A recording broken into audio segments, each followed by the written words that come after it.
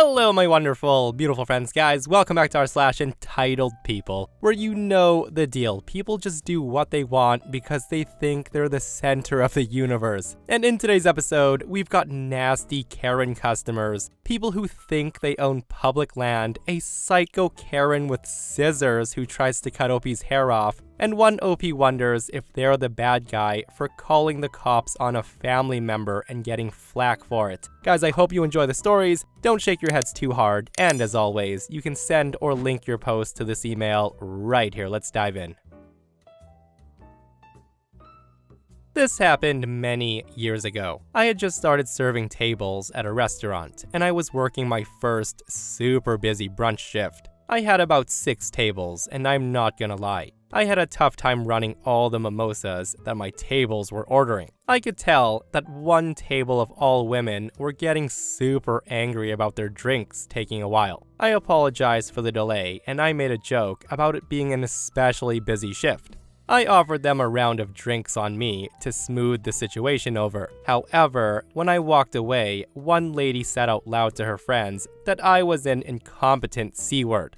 Now let's stop right there. It is common for people to treat servers like crap, but this was the first time that I ever had experienced being spoken to like I was garbage. I just shook it off and I continued to be nice to them, but it only got worse from there. They then start to laugh at me and talk crap about me to one another. They told me that my future career looked pretty bleak, considering that I couldn't even serve tables. The one Karen even said to me, "Honey, even a toddler can deliver drinks. Why can't you do that?" When I took their order for food, the same woman refused to speak to me. She just stared at me while her friend ordered for her. And by now, I'm pissed. I asked her why she felt the need to have her friend order for her. And at that, she laughed in my face. She just looked down at the menu and she said, because I was a dumb little bitch. Due to the fact that I was at work, I couldn't argue or tell her to eat crap for treating me like I was a dog. If I did, my boss would have fired me. They end up stiffing me on their $200 check. Once they left, I realized the woman that gave me so much crap had left her phone behind. So I took it and I went out the back door to smoke a cigarette to try to calm down. And I thought to myself, who the heck did that woman think she is? So with that, I promptly turned off her phone, threw it in the trash compactor, and then turned it on. The woman came back minutes later and she asked multiple staff members if we found it. I just told her I didn't see it when I bussed the table, and that I would call her if it turned up. I never told anyone, but I never regretted doing it. When you treat people like crap, expect crappy things to happen to you. Ain't that the truth? And listen, I don't condone ever doing anything like this. Like, I'll never outright tell anyone to destroy people's personal property because I personally don't believe 2 wrongs make a right. But I will, however, say that I understand why OP did what they did. Like, that woman totally deserved it for being such a nasty Karen, and I get it. Like, it's just so baffling to me how some people can say such mean things to complete strangers. And guys, I've said this before, especially in the food industry. You might want to be nice to your server because you never know who might do what. Okay, so this happened to me earlier this morning. I had just moved to a new city less than a month ago, and I've been checking out the parks where dogs are required to be on leash. I have an older dog, a little terrier, and he's been attacked in the past by larger dogs, so random dogs running up to him off leash freaks him out. It also makes me a bit nervous because I was also attacked as a kid by a dog. But despite that, I love animals, especially dogs. Because 9 times out of 10, a dog's bad behavior is because of the owner, so I don't blame the dog. That said, I was on a new on-leash park this morning. There are signs everywhere saying, please keep your pets on a leash. Things are going fine until my dog and I walk over a rise. And further down the trail, about 20 to 25 yards, is a woman with 2 dogs, both off-leash. The little wiener dog's going nowhere fast, but the German Shepherd sees me and my dog and immediately bolts for us, and he's barking. I picked up my terrier and get him lifted up by the time the German Shepherd reaches us. Her dog is now right there. It's growling and trying to jump up and get at my dog.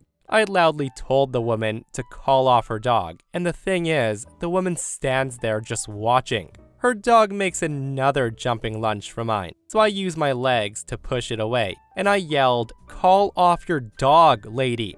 Now, this apparently pisses her off because she completely lost it. The woman starts screaming at me, calling me a bitch, and telling me to get out of my park. And then she yells at me to, quote, "Stop kicking my dog, you effing C-word."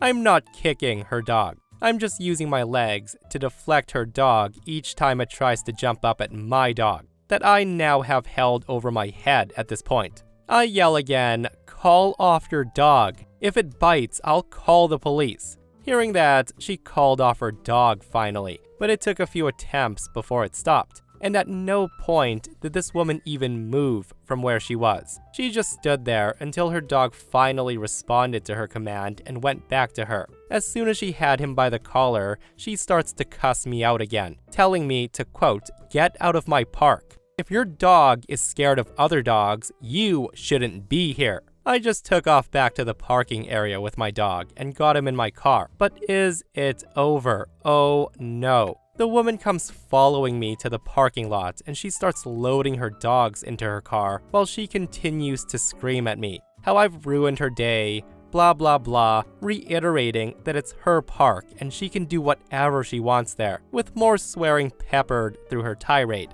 It's at this point I take the opportunity to snap a picture of her and her license plate and Google the non-emergency line. Seeing me take a picture of her plate, this makes her visibly angrier, and the woman looks like she's going to hit me, so I dial and I start talking into the phone how I'd like to make a report about an aggressive dog and a woman in the park. Hearing me on the phone with non-emergency, the woman proceeds to get into her car and leave in a hurry at that point, still cursing and swearing at me, which definitely helped confirm the validity of my call. And just to also add, I don't like to stereotype, but this woman was the epitome of an entitled Karen. I would say late 50s, early 60s, with that haircut, driving a new green Kia Sport.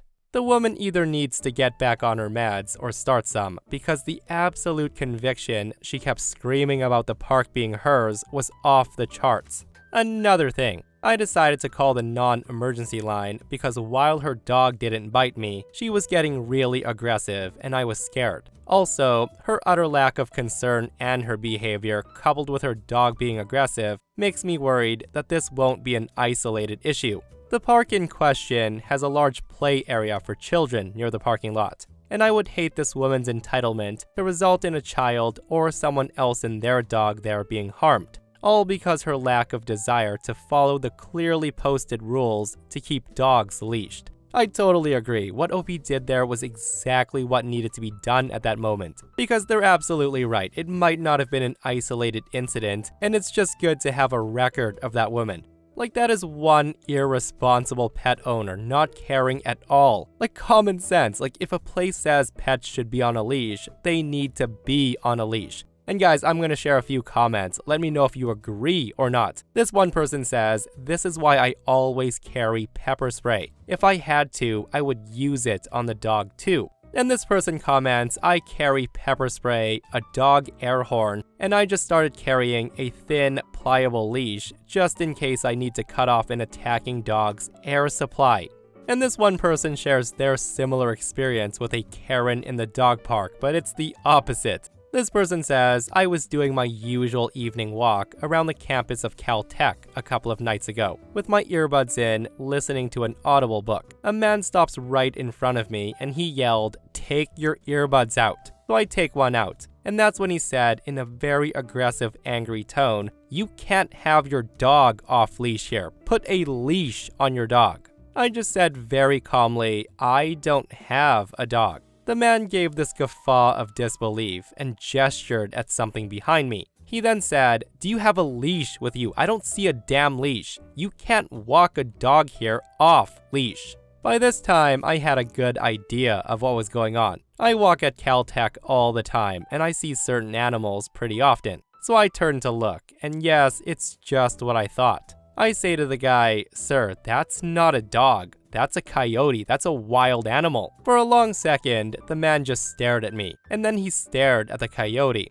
Then he makes a kind of a "huh" noise. The guy turns around and starts half walking, half running away from both me and the coyote. I almost called after him saying, "Never run from a wild predator," but I didn't. So I want to give you some backstory. I'm a white person, the palest moon silk white you can think of, but I have very, and I mean very curly hair that in the summer, depending on the state I'm in, turns into a full-blown afro, and my hair is a light reddish blonde. So about a week ago, I went to get it braided. And no, I'm not talking box braids. I was planning to get 2 French braids as my hair is rather long, and it's rather hard to French braid myself, and my friend, who's a black person and works at a hair salon, always wanted to do my hair as it's rather pretty, and I pride myself a lot in my hair. This day, it was me, my friend, her coworker, and this other person who, let's call old bitch, or Karen for short. I tell my friend, "Go ahead and take off the ends, please." So she sits me down, washes my hair, and she states, "Wow, your hair is thick." And this apparently ticks the Karen off.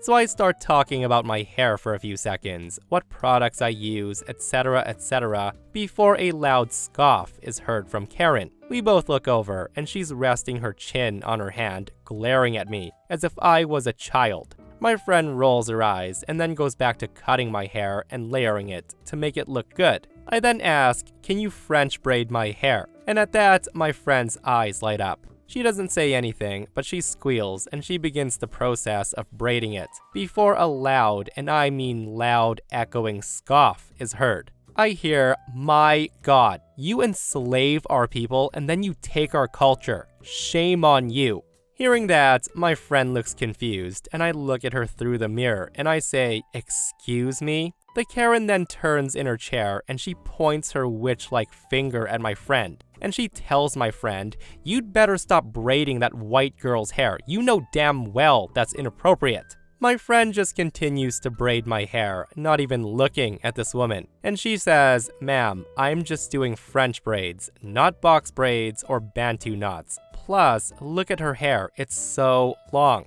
Karen just shakes her head and she goes back to her phone, before my friend turns my head and does the other side. And that's when I hear a scuffle behind us. The woman had gotten up and she came behind me, and she was screaming, "I'll cut her hair for her, she's being racist." My friend dropped my hair, and the next thing I hear is a loud thud, and the woman was on the floor, and the scissors slid across and hit my foot. The woman then screams as loud as she can about being assaulted. My friend then calls for her coworker, and she says, "Get her out of my salon. This psycho just tried to cut her hair because I was braiding it."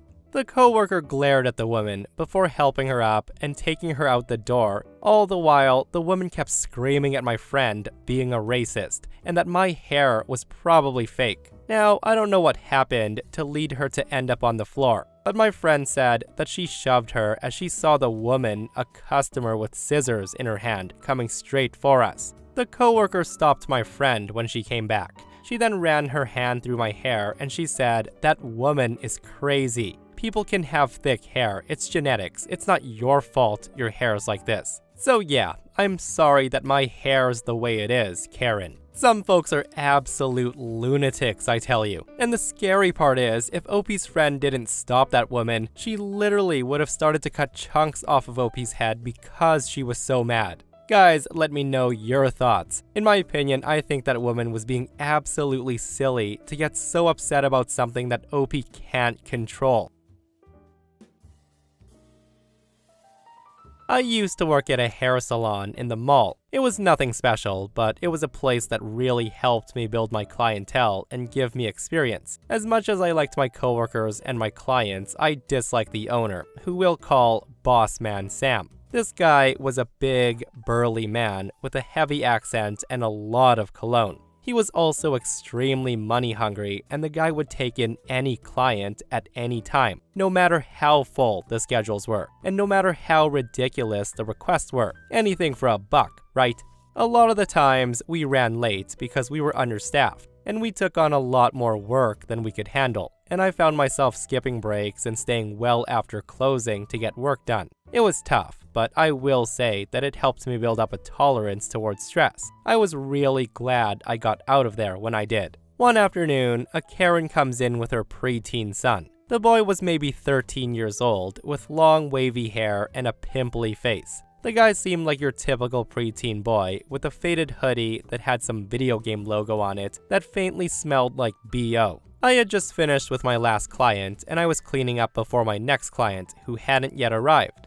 Bossman Sam greets the Karen and her offspring, and he seats them in the waiting area. He then says to me, "Hey OP, I need you to cut that boy's hair before your next client. They're in a rush. Should be super simple, yes?" I reply, "Yes, sure, I guess. It should be easy." Bossman Sam gave me a thumbs up, and he clapped me on the shoulder in thanks. He then brings over the kid and his mom and let us be. When the kid sat down, I faced him towards the mirror and said hi to him. I say to him, "So, what are we wanting to do today?" Karen answers and says, "Give him a nice clean haircut, something stylish but not long. We're getting our passport photos taken in a couple of hours." I reply, "Sure, no problem," and I start to look over his hair to get a visual of what I need to do before taking him to get his hair washed. But that's when I saw it and I froze. I wasn't sure if my eyes were playing tricks on me. At first, I thought maybe it was dandruff because the kid had long, dark hair and dandruff looks pretty stark in contrast. But I wait a bit and I was able to see movement where there wasn't supposed to be movement.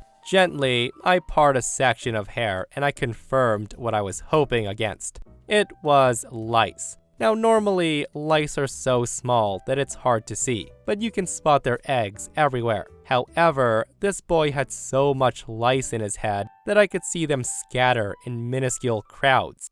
It still makes my skin crawl and the hairs on the back of my neck stand on end just thinking about it. The kid must have had lice for a long time because there was a lot of scabbing on his scalp, old and new, from excessive scratching, and a lot of eggs everywhere and a lot of movement. I had never come across a situation like this, so I tell the kid to hang on tight and then walk over to the mom. Karen asked, "What's wrong?" I tell her I can't cut his hair. He has a really bad lice infestation. You'll have to get that treated before anyone can cut his hair. Now, I said this as gently as possible, hoping not to startle the lady and draw attention to her. The woman says, "What did you say?" Now, not sure what she was confused about, I repeat myself. I say to Karen, "Your son has lice. I can't cut his hair without risking them spreading it to any of our other clients." The woman then shook her head at me and she says, "No, it's fine. I talked to the owner. He's a friend of mine and he said it's all right." It did take me a moment to process that because it honestly sounded like something Bossman Sam might say, as he always wanted to make more money. But this was a hygienic issue, potentially something that could risk a fine from the health board. What kind of took me aback was that Karen knew her son had lice, and she was pressuring me to cut the hair anyways. I hesitate when I answer her saying, "I'm gonna have to clarify with the owner." The Karen says, "No you don't. He said it would be fine, so just cut it." I reply, "I understand, but I need to make sure it's all right." She then says to me, "Why are you being so difficult?" She then starts to raise her voice and she says, "I said it's fine, so cut it." At this point, I try to say something, but Karen just snapped and she yelled at me at the top of her lungs, "So cut his hair." Of course, with the outburst, that triggered Bossman Sam to come rushing over, asking what's wrong. Karen then pointed a bony, accusatory finger at me, and she said, "He's refusing to cut my son's hair." The boss looked at me and said, "Is that true?" I got defensive, and honestly, I'm not sure why I did. Maybe I was afraid that he would force me to cut the kid's hair just to make a bit of money. But I say, "No, I just needed to clarify with you if you're okay with me cutting the kid's hair." The boss man just shrugs at me and says, "Why do you need permission? We said to cut it earlier." I then point at the kid and said, "But he's got lice." Well, hearing the word lice, my boss's eyes went wide. and he takes a large step towards the poor boy who had been sitting in the salon chair in silence, witnessing this whole ordeal go down. Bossman Sam takes a look at the kid's scalp and then turns to Karen and he says, "Ma'am, your boy has lice. We refuse to service you until that's fixed." And hearing Bossman Sam say that, Karen's face went 3 shades of purple. She loses it. She says to him, "How dare you? I know the owner of this place, and he said there's no problem with getting his hair cut. We have our passport photos in a couple of hours. I can't have my son looking like this.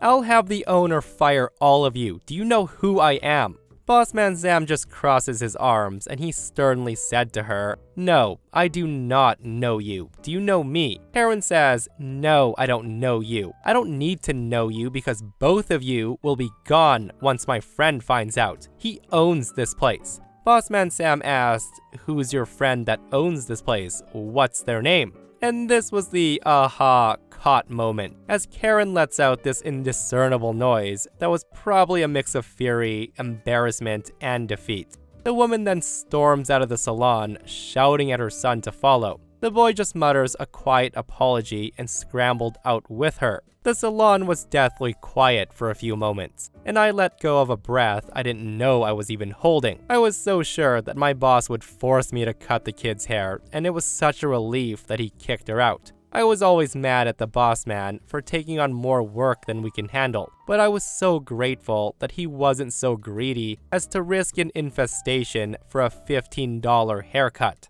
We never saw that crazy lady or her poor son again, and I still have nightmares about how bad that head of lice was though. Oh my goodness, and thank goodness the owner knew better. Like, I was in the same boat as OP. I was fearing that the guy would be like, "OP, cut the hair anyways, it's just lice." But yeah, just thinking about what OP had to comb through and what they saw has me feeling so grossed out. And seriously, I just can't help but to feel bad for the boy. Like, mom needs to do something to help. That said, guys, if any of you have worked in a salon cutting hair, let me know if you've ever seen anything like this. I would love to know what hairdressers have to deal with on a regular basis.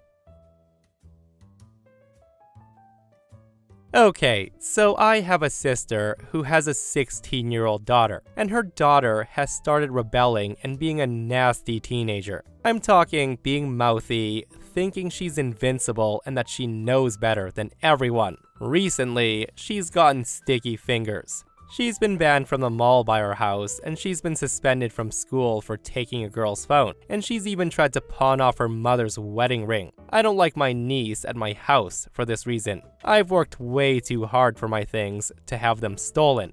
That said, 2 weeks ago, I noticed the patio door was unlocked, and I always make sure I lock all my doors before I leave. That's when my fiance suggested that we get cameras, so we put cameras in the house. Last week on Wednesday, my fiance and I go to look at wedding venues and we were gone all day. When we got back, I only had to unlock the bottom lock to get inside the house. So we checked the cameras, and sure enough, my niece and her friends somehow picked the lock to the window, and she was in our house for hours with 2 guys. They took some money from my purse and took 2 of my fiance's Rolex watches. They also took my grandmother's wedding ring that she left for me when she passed away from cancer. They were eating snacks, watching TV, had shoes on our table and couch, just like they lived there and this is normal. So I called my sister and I told her what happened. And I told her my niece has 2 days to give everything back or I would call the police. She said she would handle it. Thursday comes around, nothing.